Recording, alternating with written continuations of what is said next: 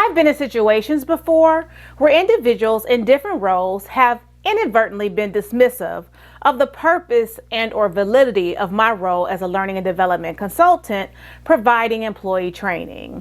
I don't think that they were trying to be rude or to purposefully discount what I brought to the table. Rather, I believe it was a lack of knowledge regarding what I actually do that gave them the impression that anyone could do the same, in particular because they presented training before. My name is Jennifer Mitchell-Early. I help individuals and teams achieve organizational and personal success, and this is Leadership Matters.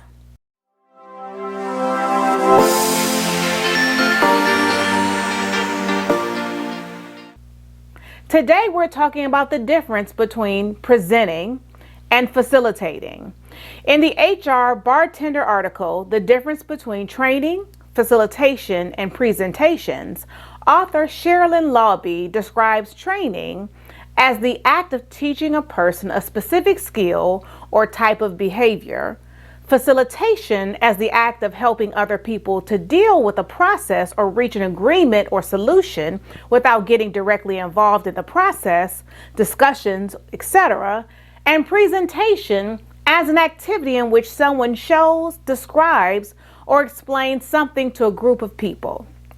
Allow me to use those definitions as a starting point. In my experience, training and facilitation work in tandem. I'll get more into that in a moment. But first, if you like what you're hearing so far, hit the like button. You'll also want to subscribe and hit the notification bell so that you'll be notified every time I upload new content like this. Okay, let's talk about presentations. When I think of presentations that I've attended, I think of meetings, PowerPoints, lectures, TED Talks, etc.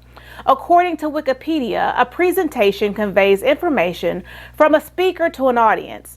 Presentations are typically demonstrations, introductions, lectures, or a speech meant to inform, persuade, inspire, motivate, build goodwill, or present a new idea or product.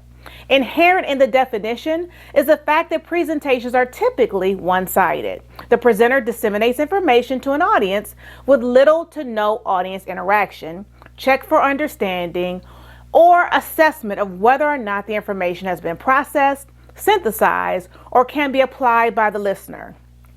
Even in church services, when the preacher says, "Oh, y'all ain't talking back to me," or "Can the church say amen?" or turn to your neighbor and say, that is not a true check for understanding. Rather, that's a check for, do you hear me talking to you? Are you still engaged in listening? While the presentation may be very good and the orator very engaging, there's no mechanism for you to do anything with the information conveyed, to apply it, to ensure that the information transferred the way that the presenter intended. There's no way to know if the message inspired you to change your behavior. Facilitation, on the other hand, unites information with application. According to Wikipedia, a facilitator is a person who helps a group of people to work together better, understand their common objectives, and plan how to achieve those objectives during meetings or discussions. In doing so, the facilitator remains neutral, meaning they don't take a particular position in the discussion.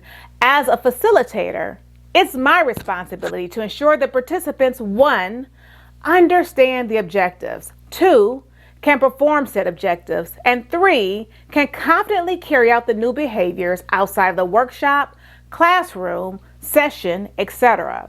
As a facilitator, I guide my participants through the process by presenting them with information, providing opportunities to apply the information, and giving them room to add their experience, expertise, and perspectives to the process. I tell every class that I facilitate that I am simply their guide. What they get out of training is what they put into it. Facilitation is a multi-lane street with feedback taking place between the facilitator and the group, the participants to the group, and participant to participant. Facilitation involves managing these lines of communication in a way that supports and enhances the overall training experience. So the next time that you hear someone say, "Oh, I can do that. I presented information before," you can succinctly and professionally explain to them how you do what you do as a facilitator and why that's very different than what one does as a presenter. Thanks for watching. I'll see you in my next video.